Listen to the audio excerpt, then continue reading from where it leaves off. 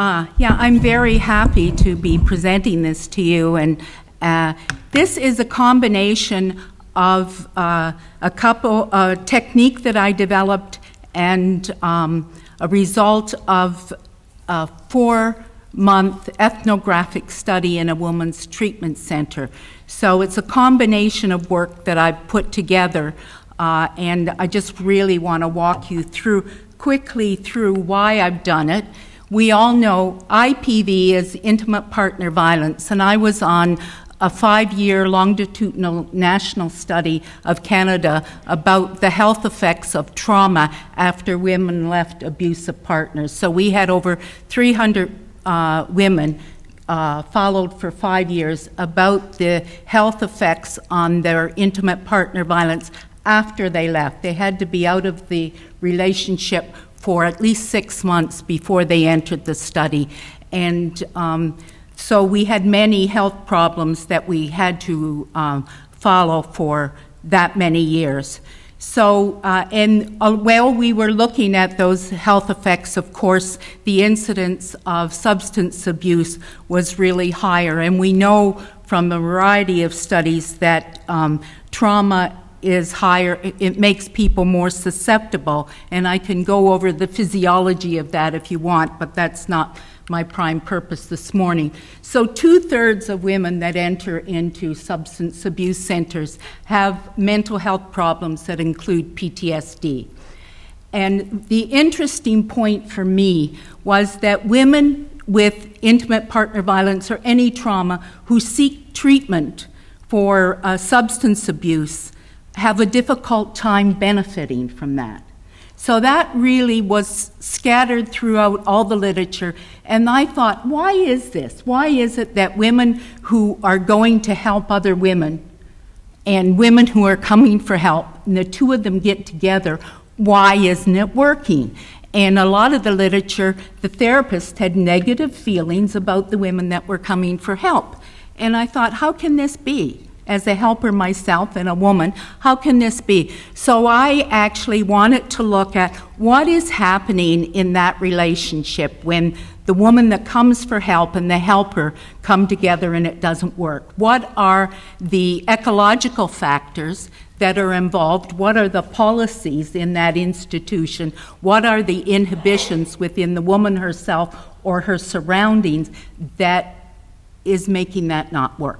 Which led me to my ethnographic study.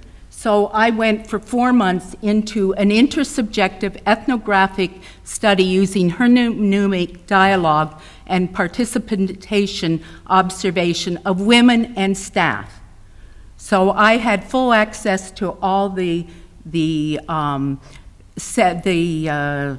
placement records, and that I was in staff meetings, I was also in patient meetings, and in the thing. And it was documented that all of the women in that treatment center had a history of trauma, including the staff, okay? And the history of the clients coming in for treatment was documented, but it never had anything to do with the treatment plan. So there was a lot of time spent talking about it, but there really wasn't anything that was planned or doing anything about it at all.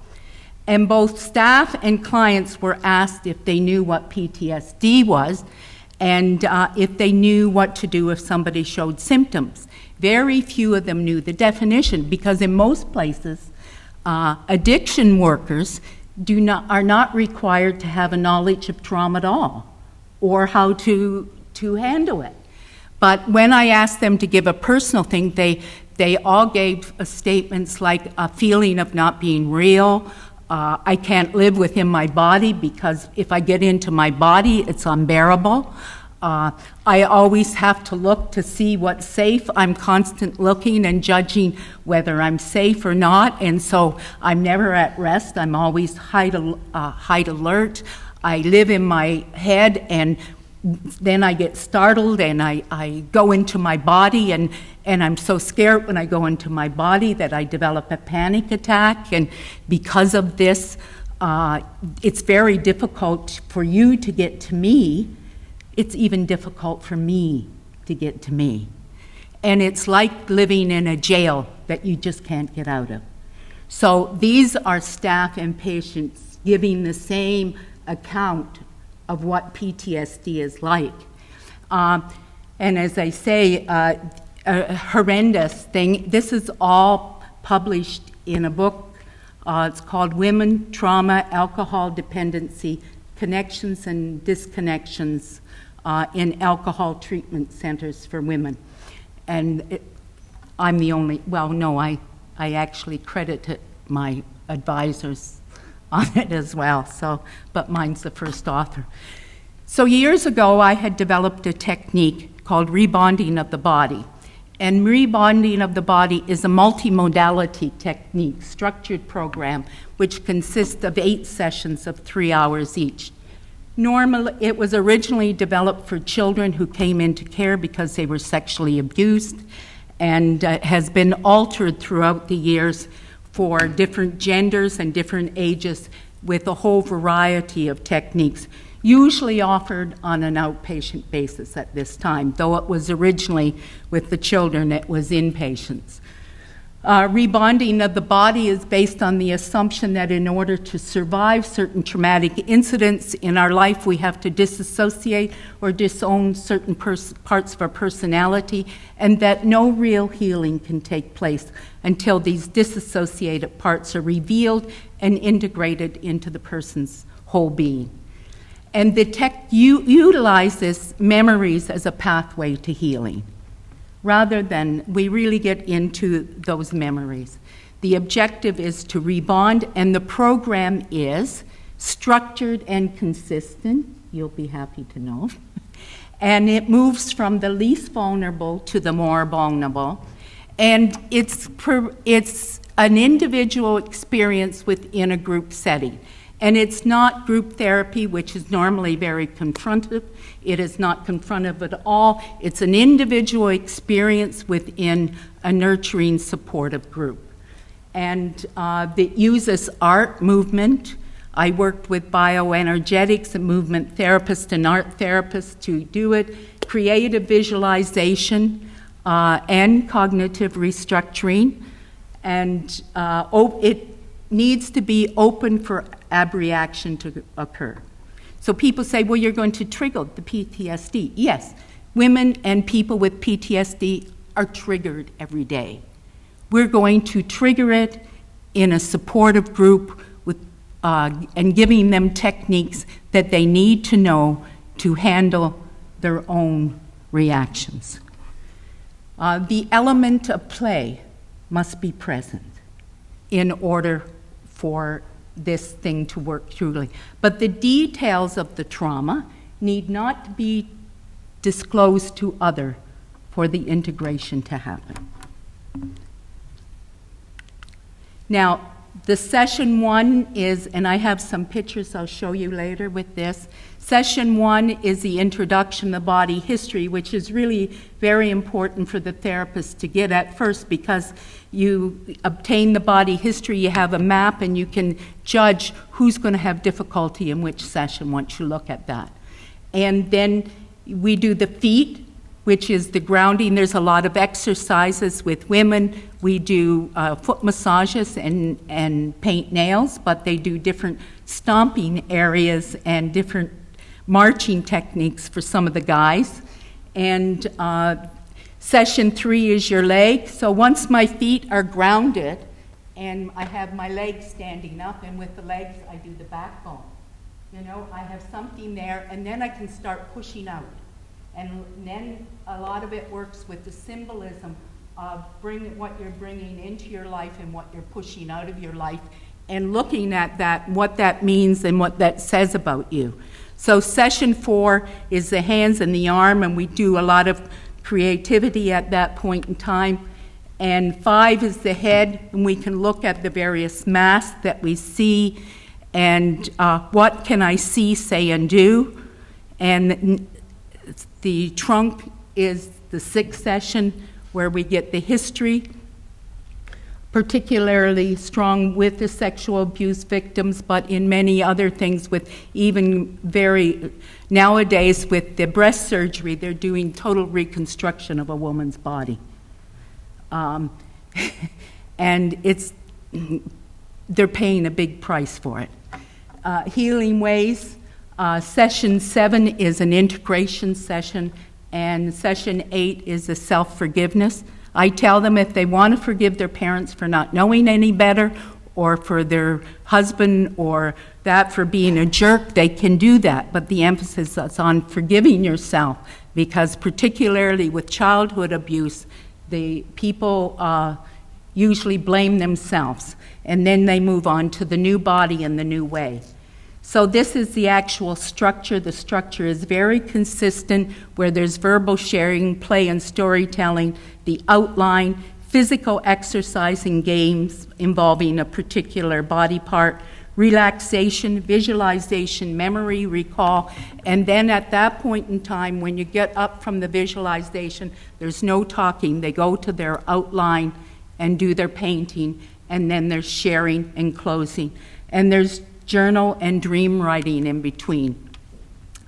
So when I finished the 4 months, my thing was about trauma-informed care and a longer rehabilitation and introducing rebonding of the body. So one treatment center invited me in to do that, and all the groups were audited for trauma-informed thing, because the groups did create a lot of trauma. They were still using I think that there were, in a group of 10 women, there were at least 5 that had just left abusive relationships, and they were using bats to hit with, and all of the women were triggered within that group. This substance abuse program was only 24 days, so one rebonding session was offered every third day, beginning with day 1. And the programs offered a number of things. So instead of offering programs that were kind of keep busy time that a lot of treatment centers have you structure your time and keep you busy, they gave up yoga, movement, and meditation to allow the 3 hours every third day for this program. So these are some of the drawings that happen. The first 2 drawings here, now I see how this, okay. This first drawing here, these are 2 at the beginning. And you can see they're very non-creative. There's a lot, this one here, this one is the initial body history one. And this is this young girl after treatment. She's available now for therapy. She's not available here at all. She spent most of her time, the picture didn't get her toe, but there's a lot of cut off from her head. She's up here, there's nothing in here. This one is here, is blocked in her neck and her chest, the arms, and here. These are some of the images that they get and talk about. In this person's legs here, a lot of anger and aggression. She was so angry at herself because she had one caregiver and he was in a wheelchair, and she had to go to him to be abused. But he was the only person that was caring for her at the same point in time. So she had carried an awful lot of self-blame. So just a sec, go back here. I want to. And here's one leg, she portrays her anger, and the other one, the desolate blue baby crying. In this is the hand section. I was actually quite upset when I saw this drawing here because I thought she was drowning. And she said, no, I'm coming up for air. But if you look at it, both is happening with the 2 shades of blue. And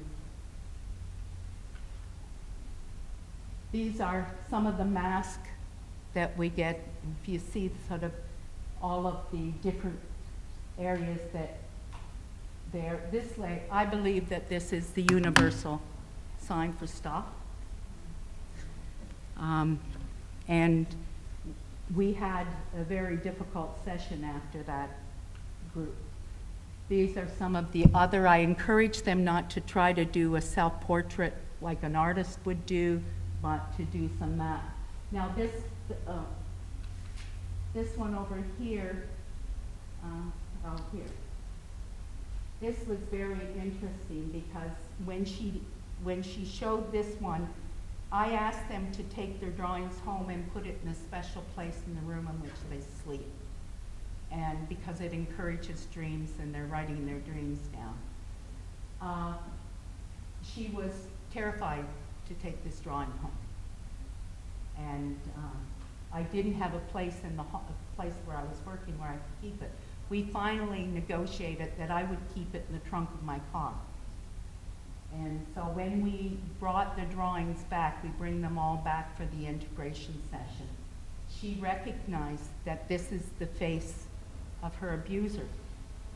She had not remembered that she had been abused when she was 6 years old. It was her first sexual abuse. She had only remembered a rape when she was the first year at university. But she recognized this as the incident. It was her older cousin, and it was on the day of the funeral of their grandmother, and they were left alone because when parents went to the funeral, and young adolescent, he was trying to console her grief, and they ended up having sexual relationships, and she was damaged by that. I'm sure he was too, but I never met him. In the integration session, they bring their drawings in, and I ask them to place them in a way that makes sense to them. And I give them an opportunity to do that. And then I say, okay, these are your drawings now. Where would you place yourself in these drawings? And you can see she crawled into the center. A lot of the women, one of the women got the table, and she put the chair up on the table, and she stood up on the chair. She said, I've spent a lot of my life up on the ceiling looking down at what I'm doing.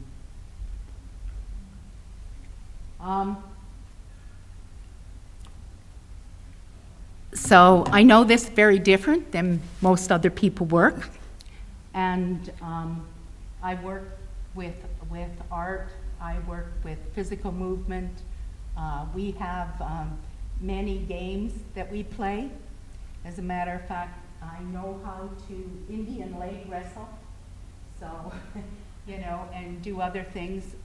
The men that I've trained that work with adolescent boys use weightlifting because they feel that it has to mobilize their angry and develops their sense of mastery.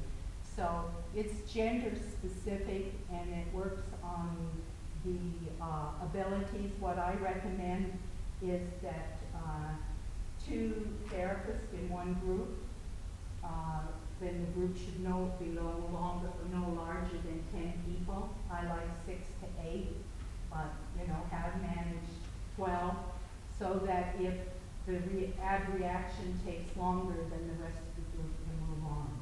But they learn from each other.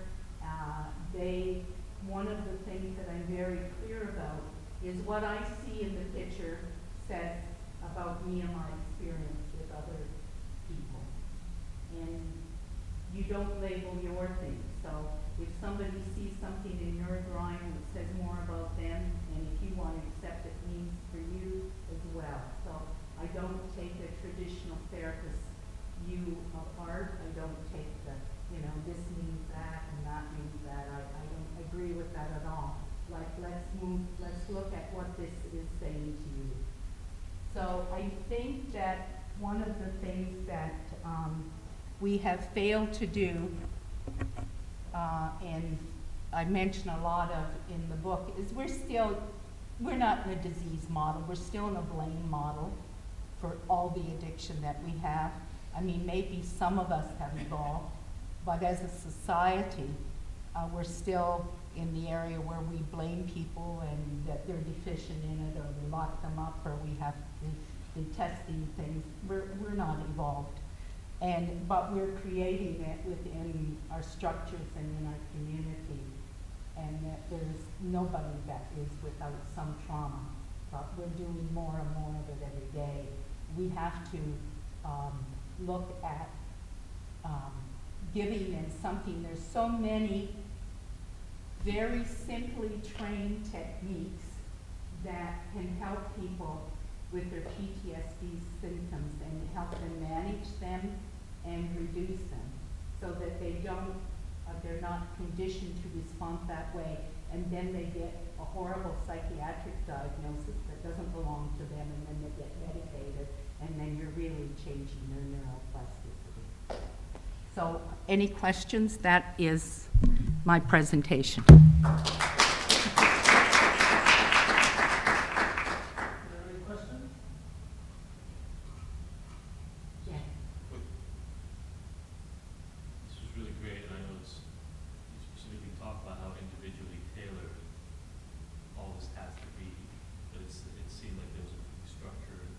Process for doing that individually tailored work.